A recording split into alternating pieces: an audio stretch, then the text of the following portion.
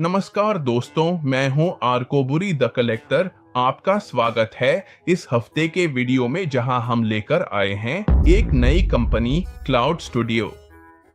तो हमारे साथ बने रहिए यह देखने के लिए कि आज हम कौन सा रहस्यमय पीस अनबॉक्स करने वाले हैं।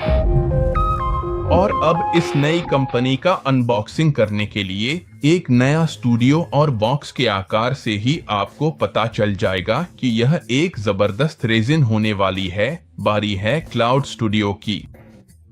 सच कहूं तो मैंने इस कंपनी को पहले कहीं नहीं देखा था, नहीं इनके बारे में सुना था। लेकिन मेरा एक बहुत अच्छा दोस्त है जिसे मैं इंस्टाग्राम पर फॉलो करता हूं, जो अब मेरा सप्लायर बन गया है, कई ओ नेशन, जिसे मैं एक बड़ा सलाम भेजता हूं। उसी ने इस पीस को स्पेन से अमेरिका तक भेजने का जिम्मा लिया। और यहां हम अपनी पीस की सारी खूबियों का ध्यान रखेंगे।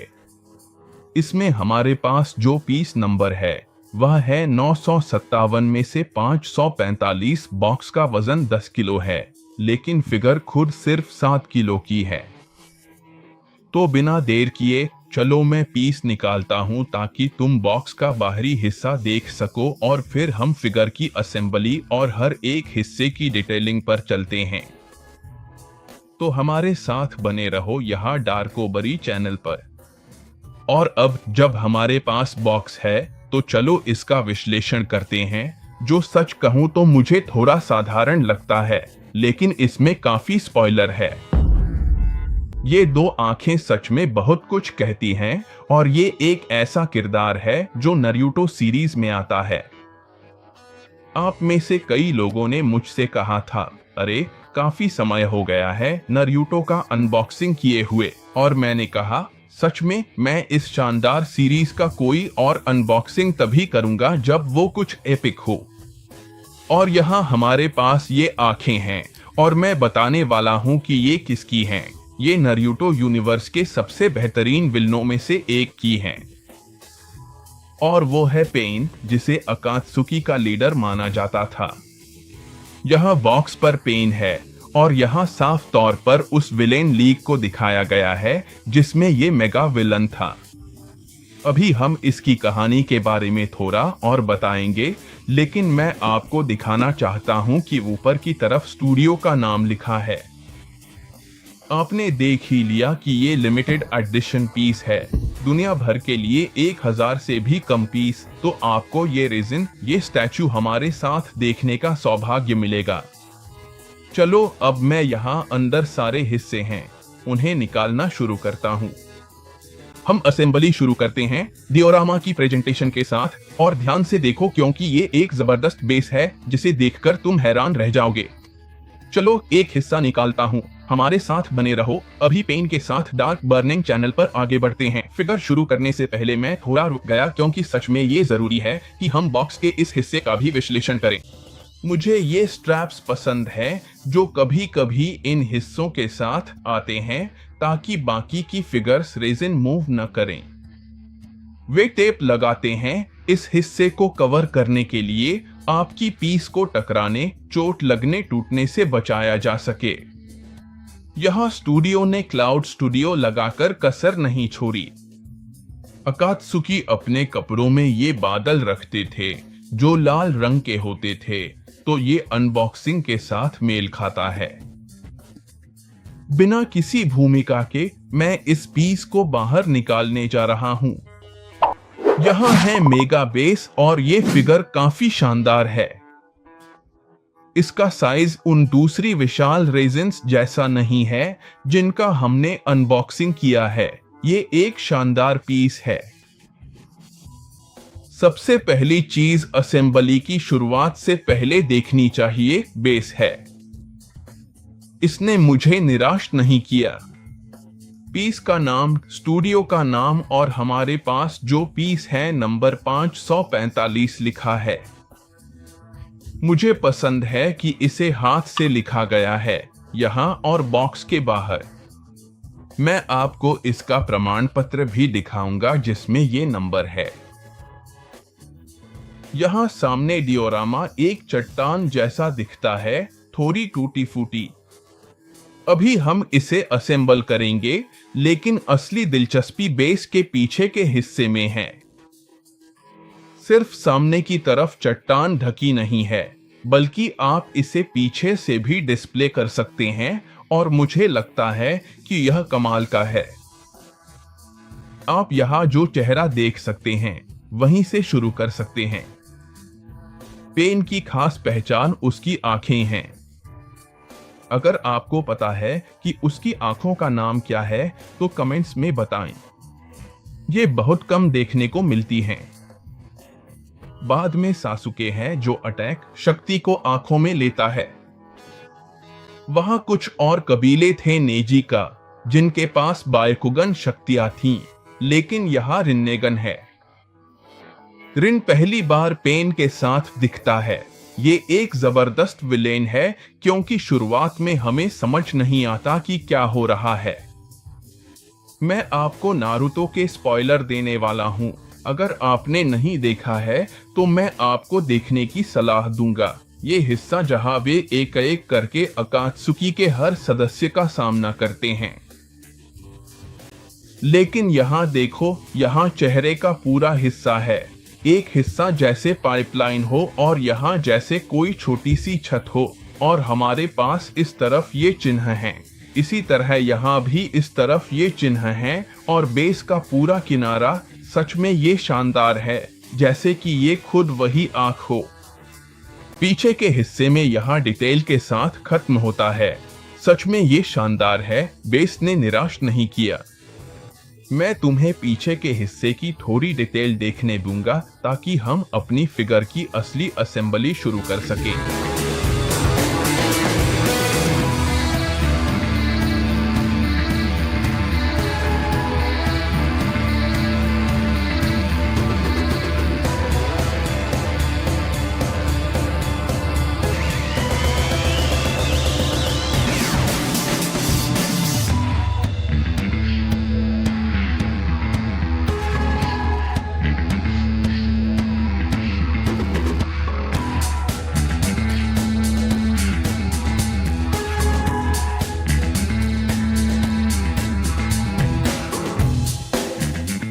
और अब असेंबली शुरू करने के लिए मैं तुम्हें अकात्सुकी संगठन के बारे में थोड़ा सा बताऊंगा। क्योंकि यही पहली चीज तुम्हें अपने डियोरामा में यहाँ लगाना चाहिए।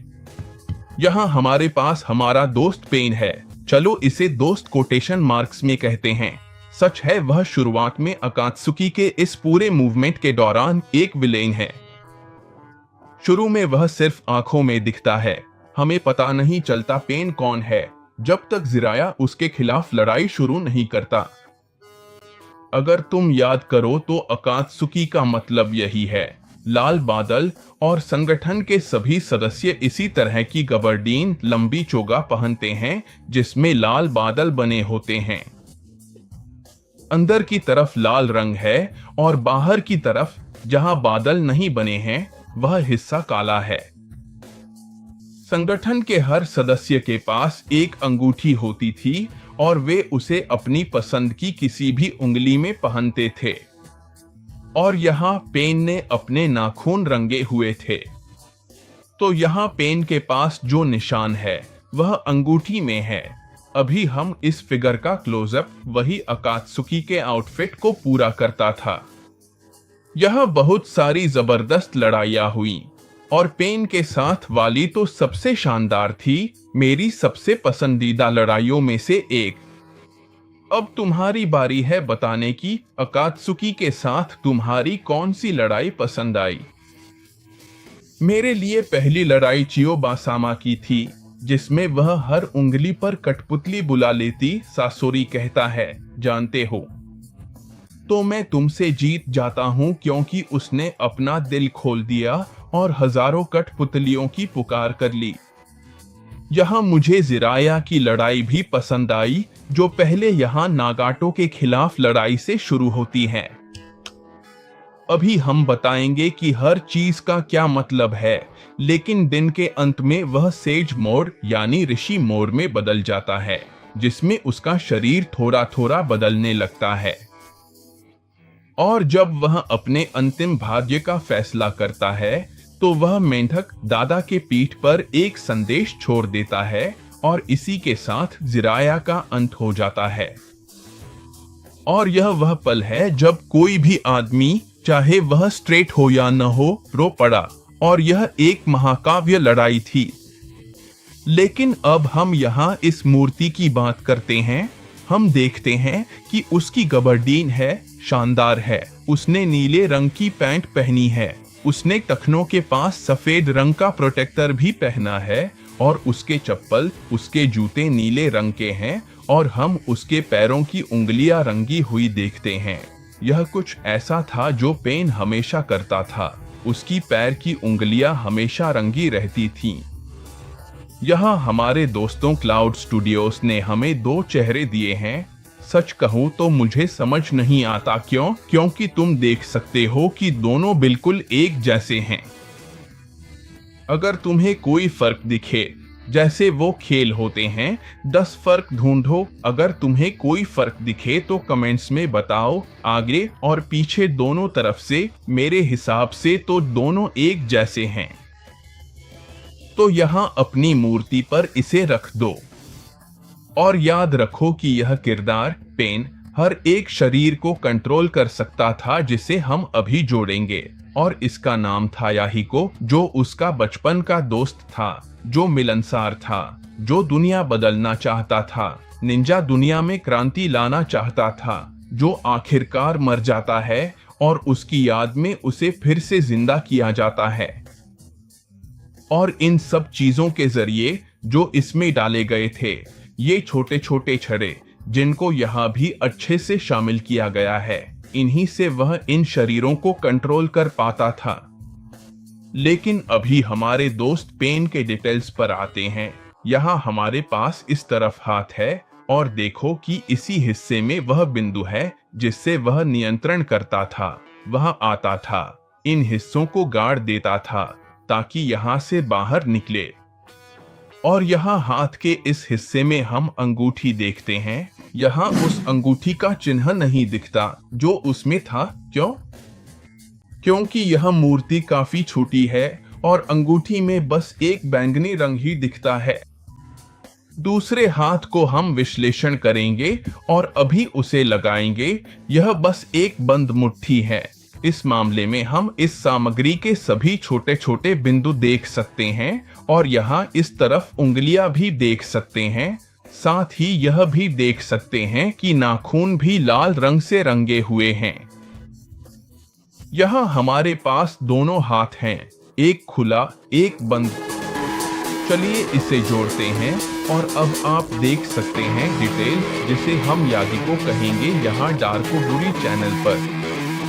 और सच कहूँ तो आगे आप जो चाहे बना सकते हैं, लेकिन हम यहाँ से शुरू करेंगे। जो नीचे लगेगा अभी हम उसे लगाएंगे, लेकिन वह यहाँ लगेगा। और अगर आपको याद हो, उसके पास कई शरीरों का नियंत्रण था जो सच में एक समय पर वह जानबूझकर खो देता है क्योंकि उसे चक्रा का इस्तेमाल करना पड़ता था। याद रखें, वही उसकी ऊर्जा थी जिससे वह जुत्सु यानी शक्तियां करता था। और जब वह कोनोहा पहुंचता है और सब कुछ तहस-नहस करना शुरू करता है, तो मेरी सबसे पसंदीदा लड़ाइयों में से एक थी जब वह काकाशी से लड़ता है और उसे कहता है, जानते हो क्या कॉपी निंजा, तुम सच में बहुत खतरनाक हो। वह एक कील उठाता है और उसे ऑलमाइटी पुश यानी शिनरा टेंसेई से फेंक देता है। और उसी वक्त काकाशी बस गिर जाता है, मर जाता है, उसे मार दिया जाता है। लेकिन बाद में पता चलता है कि ऐसा नहीं हुआ, क्योंकि उसके पास मंगेक्यो शारिंगन से थोड़ी सी ऊर्जा बची थी और उसने उस कील को दूसरी दुनिया में भेज दिया। यहाँ हम देख सकते हैं कि उसके पास जो दूसरा शरीर था वह ज्यादा रोबोटिक था और वह इसे मुख्य रूप से हथियार, रॉकेट, मिसाइल और अन्य चीजें फेंकने के लिए इस्तेमाल करता था। सच कहूँ तो यह उन शरीरों में से एक था जिन्हें कई बार नष्ट किया गया था। नारुतो प्रकट होता है, समनिंग के बाद वह सुनाडे पर हमला करता है, नारुतो आता है, नष्ट कर देता है। दोबारा बनाया नारुतो उसे मार देता है। उसे दोबारा बनाया जाता है और मार दिया जाता है। आप सोच रहे होंगे, अगर आपने नारुतो नहीं देखा है कि दोबारा बनाने से क्या मतलब है। उस पर पहुंचेंगे। इस मूर्ति का विस्तार से निरीक्षण करेंगे। इसकी खोपड़ी नुकीली है। यह मारियो कार्ट में कछुए के खोल की तरह नुकीली दिखती है। इसमें निंजा पट्टी भी है, जैसे बारिश की बस्ती की, और उस पर रेनगेट का निशान भी है। अगर आप ध्यान से देखें तो चेहरे पर रिन्नेगन की आंखें दिखती हैं और चेहरे पर सभी छेद बने हैं। जो दिख रहा है इसमें सारे हाथ भी हैं और ये सब ऐसा लगता है किसी फ्रैंकनस्टीन की तरह जोड़ा गया हो, इसे बनाया हो। यहाँ इफेक्ट्स दिख रहे हैं जैसे हाथों में स्क्रू लगे हों और पूरे हाथ में ये दिखते हैं। अब ये वही मटेरियल है जिसके बारे में मैंने बताया था कि नागाटो इसी से अपने हर क्लोन, हर शरीर को कंट्रोल करता था, और ये हमें हर एक हाथ में दिखाई देता है। यहाँ इस तरफ हमारे पास हाथ नहीं है। अभी हम इसे जोड़ेंगे और अब इस हिस्से को पूरी तरह से ग्रे छोड़ दिया गया है। लेकिन सच तो ये है कि वे सब एक जैसे ही काले अकात्सुकी की केप और लाल बादलों के साथ पहने हुए थे। और अब मैं तुम्हें छोड़ता हूं ताकि तुम डार्कबुरी चैनल पर पेन के पास मौजूद दूसरी शख्सियत की डिटेलिंग देख सको।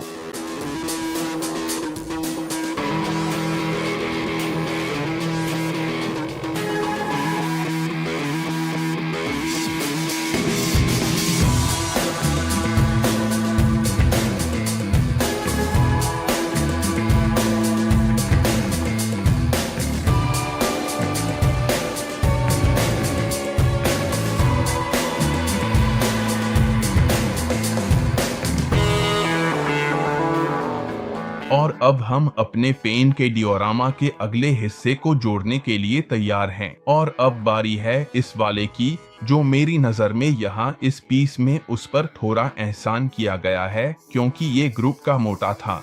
लेकिन इसका मतलब ये नहीं कि वो कमजोर था। इस शख्सियत की क्या खासियत थी? ये थी कि वो शक्तियों वाले हमलों को सोख सकता था।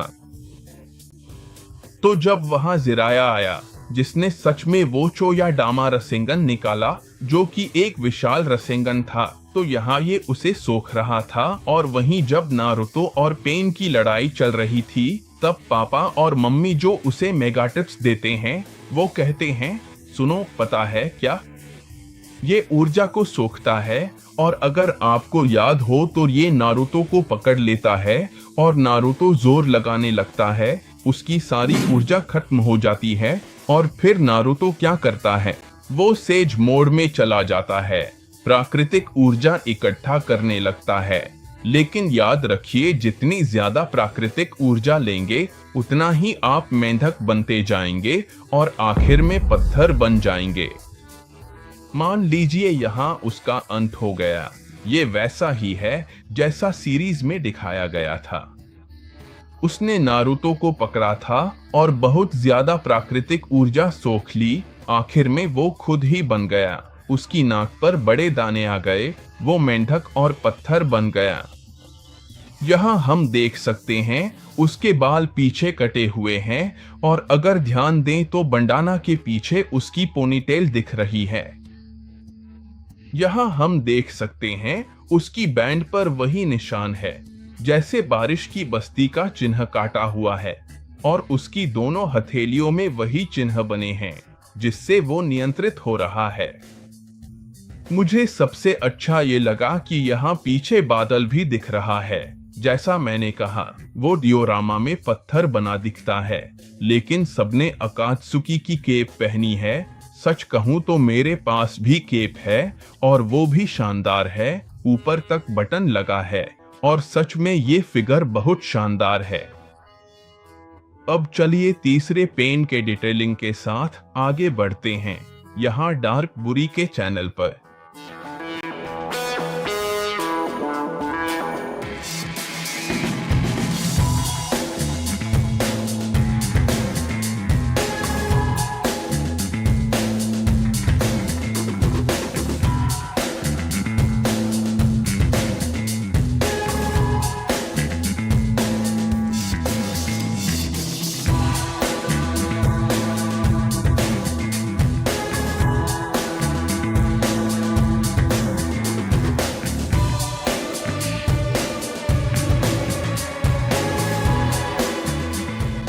चौथे हिस्से की बात करते हैं, जब वह शिनरा टेंसेई कर सकता था, तब उसके पास सबसे उपयोगी जुत्सु था।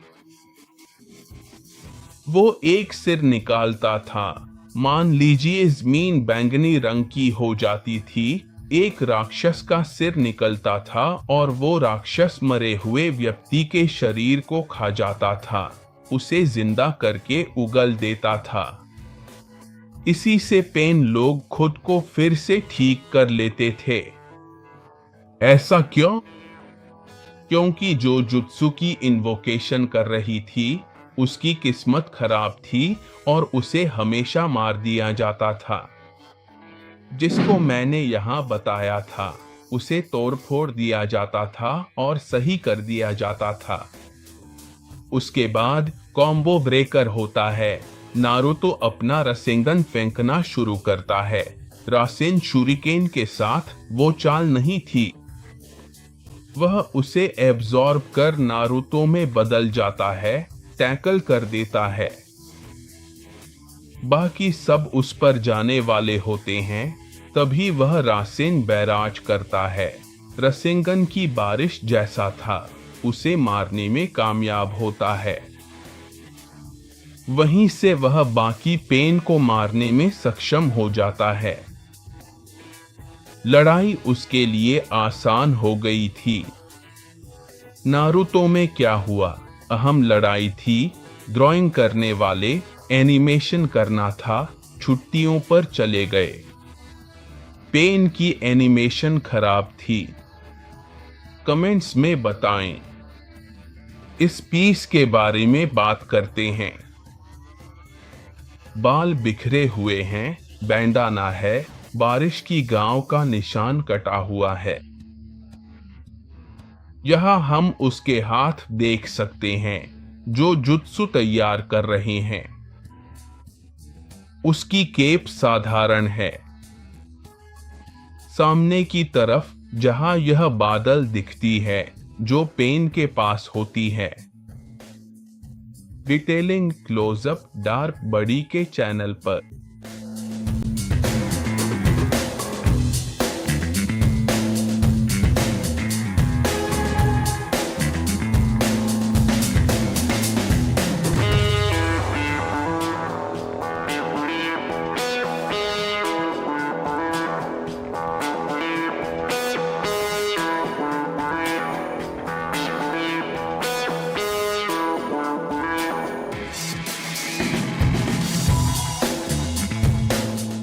और अब यह मोनार सबसे आसान हिस्सा, बस शरीर और सिर। यह हिस्सा या यह पेन, क्योंकि सब पेन और सिर्फ एक असली पेन नहीं आता। यह थोड़ा पहेली हो गया। असली पेन नहीं आता। इस डिओरामा में नागाटो की कमी गई, लेकिन कोई बात नहीं। यहाँ याहिको और पेन के बाकी हिस्सों में हमारे पास यह है जो जैसे इन्वोकेशन का मास्टर था और इसने भी एक बहुत बहुत दर्दनाक किक मारी थी। तुम जानते हो क्यों? क्योंकि वह शुरुआत में एक तरह के प्टेरोडैक्टिल को इन्वोक करता था जिसमें ये सारी चीजें जड़ी होती थीं ताकि उस पर नियंत्रण रखा जा सके, और उन सब के पास रिन्नेगन थी। यह वही बात है जो जिराया आखिर में पता लगाता है, और तभी वह कहता है, तुम जानते हो क्या सभी जुड़े और सभी पेन हैं? तो जो वह देखता था और बाकी सब पेन के हिस्से भी देख रहे थे। यह सच है, यह काफी मुश्किल था क्योंकि जिराया सेज मोड में कितना भी तेज हो, जिसकी लड़ाई बहुत जबरदस्त थी, वह वार नहीं कर पा रहा था। क्यों? वह एक तरफ देख रहा था, दूसरा किसी और तरफ जा रहा था। नारुतो के खिलाफ लड़ाई में मुझे याद है कि उसने शुरुआत में एक गैंडा इन्वोक किया था। सभी की रिन्नेगन आंखें थीं। फिर लगभग बीच में जब वह गामाबुंटा और बाकी मेंढकों से लड़ रहा था, उसने एक कुत्ते को इन्वोक किया जो केरबेरस जैसा था, पर हाइड्रा की तरह हर बार मारने पर फिर से पैदा हो जाता और दूसरा निकल आता, और उन्होंने भी काफी संघर्ष किया। वहां एक और आता है जो प्टेरोडैक्टिल जैसा दिखता है। नारुतो पूरा प्लान बनाता है। गामाबुंटा उन छोटे मेंढकों पापा दादा दादी के साथ वे एक धुएं की पर्दा बना देते हैं। धुएं की वे आते हैं, दोनों को निगल लेते हैं। नारुतो मेंढक के मुंह के अंदर लड़ता है, उसे मार सके। जैसे ही उसे मार देते हैं, वह अपनी इन्वोकेशंस को हटा देता है। लेकिन यहाँ हमारा किरदार आ जाता है जो सबको फिर से जिंदा करता है और उसे बार बार जिंदा करता है। हमें कहते हैं मार दो, और वहीं से तुम सबको मारना शुरू कर देते हो। यहाँ यह किरदार काफी छोटा था। मेरी नजर में तो औरत जैसा लगता था, कुछ कुछ जवान सी। और यहाँ हम देख सकते हैं उसके बालों की कटिंग से यहाँ उसने एक तरह का जूरा बना रखा है। और सच कहूँ तो उसकी आंखों में भी वही बारिश की गांव का निशान है जो काटा हुआ है। और उसकी कदकाठी भी काफी छोटी है, क्योंकि वह इन्वोकेशंस के साथ लड़ने में माहिर था। लेकिन अब वक्त है कि आप क्लोजअप देखें। चलिए यहाँ दिखाते हैं ताकि आप इस पीस का डिटेल देख सकें, यहाँ डार्क वुड चैनल पर। और अब वक्त है पेन के इस आखिरी शरीर के बारे में बात करने का। और सच कहूँ तो घुसपैठ के मामले में जानकारी निकालने के लिए यह काफी काम का था। लेकिन लड़ाई के दौरान देखा जाए तो यह किसी काम का नहीं था। बस एक अच्छा काम जो उसने किया वह यह था कि जब नारुतो अपने रासेन शूरिकेन की टेस्टिंग करता है, जिसमें विंड एलिमेंट होता है, तो वह उस किरदार को पकड़ लेता है जिसके पास इन्वोकेशंस थीं, उसे फेंक देता है और वह खुद फंस जाता है और नारुतो के रासेनगन से बुरी तरह टूट जाता है। और यहाँ सच कहूँ तो इसने उस बड़ी लड़ाई में नारुतो के खिलाफ कुछ खास नहीं किया, बस मार खाया। लेकिन सच में यह शानदार है। इसके बाल काफी लंबे थे और वही डिटेल्स नाक में भी दिखते हैं, और वही बारिश की गांव का निशान भी, क्योंकि ये सब भगोड़े निंजा हैं। और इसके अलावा इसके पास वही चोगा है, हाथों में वही डिपेलिंग है। और देखो कि इन सब में सिर्फ यही शरीर था जिसके पास अंगूठी थी, बाकी किसी के पास अकात्सुकी की अंगूठी नहीं थी। यह सच में यह काफी सिंपल है, कहने को ज्यादा कुछ नहीं है, क्योंकि इसने नारुतो के खिलाफ ज्यादा लड़ाई नहीं की, बस मार खाई। तो चलिए इस पीस का क्लोजअप करते हैं ताकि हमारा डियोरामा पूरा हो सके, क्योंकि एक सुपर सरप्राइज एलिमेंट आने वाला है। तो चलिए इस पीस की डिटेलिंग देखते हैं यहाँ डार्कोबरी चैनल पर। और अब इस लड़ाई के सबसे दुखद पलों में से एक है जब मेंढकों के पापा के आर पार हो जाते हैं, जिसे हम देखते हैं।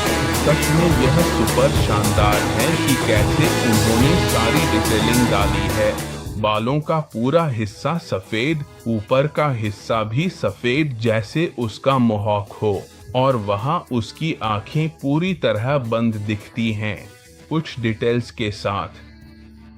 लेकिन सबसे शानदार बात यह है कि अगर आप यहाँ इस साइड की बेस पर देखें तो कुछ लाल रंग में पेंट किया गया है।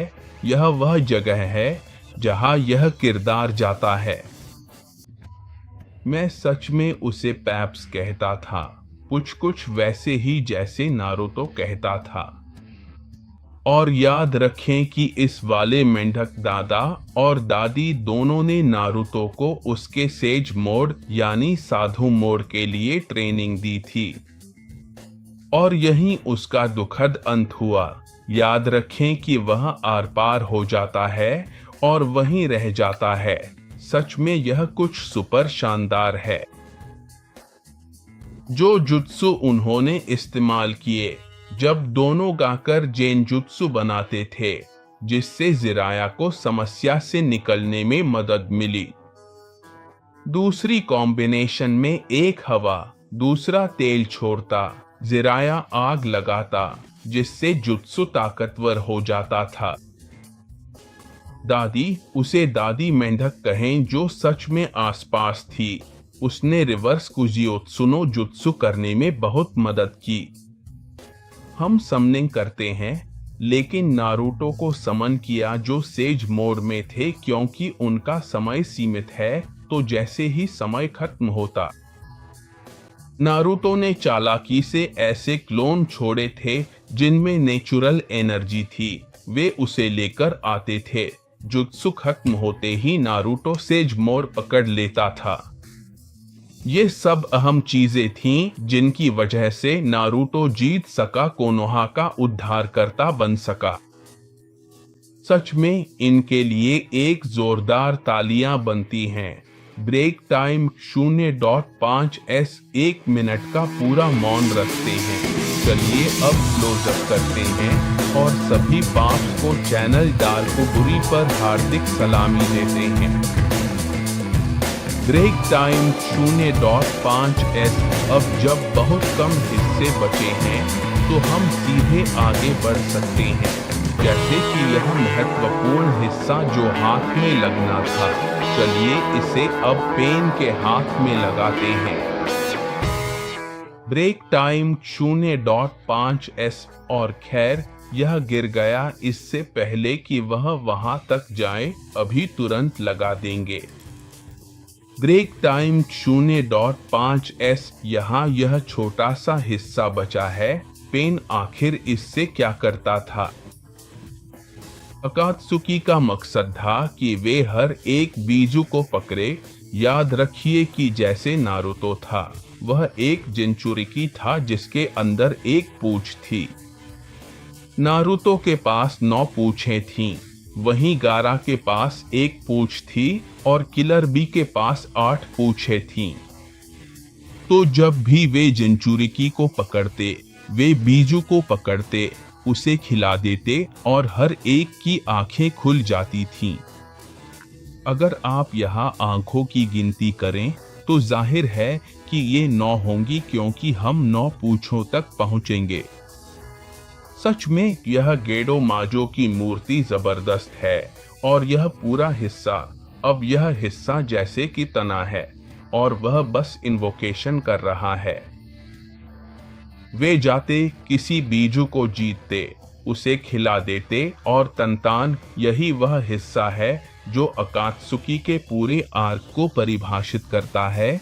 और सच में यह बहुत शानदार बना है। और यहाँ मेरे पास यह छोटा सा टुकड़ा बच गया था जिसमें यह पाइप जैसा हिस्सा है। तो मुझे अब समझ आ गया कि यह कहाँ लगेगा, और यह बस इसी तरफ था और सच में यह पूरा हो जाता है। अब मैं इसे लगाने जा रहा हूं, तो जरा रुकिए जब तक हम यहाँ इन्वोकेशन का क्लोजअप देखते हैं, जिसमें वह हर एक बीजू को खा रहा था। आपको पता है, जब भी किसी जिनचुरिकी से उसका बीजू निकल जाता था तो उस जिनचुरिकी के साथ क्या होता था? अगर आपको पता है तो कमेंट्स में जरूर बताएं। यह अब तक का सबसे बुरा अंजाम है जो किसी इंसान के साथ हो सकता है, लेकिन नारुतो की मां के साथ भी ऐसा ही हुआ था। कमेंट्स में बताएं कि जब किसी जिनचुरिकी से उसका बीजू निकाल लिया जाता है तो उसके साथ क्या होता है। चलिए क्लोजअप देखते हैं। मैं यहाँ पेन की सबसे घातक हथियारों में से एक लगाने जा रहा हूँ। और अब हम अनबॉक्सिंग के सबसे शानदार हिस्से पर पहुँच गए हैं। अब वक्त है आपको वे सर्टिफिकेट दिखाने का जो हमारे दोस्तों क्लाउड स्टूडियोज ने भेजे हैं। हमारे पास यह कार्ड है जो सच में सफेद रंग का दिखता है।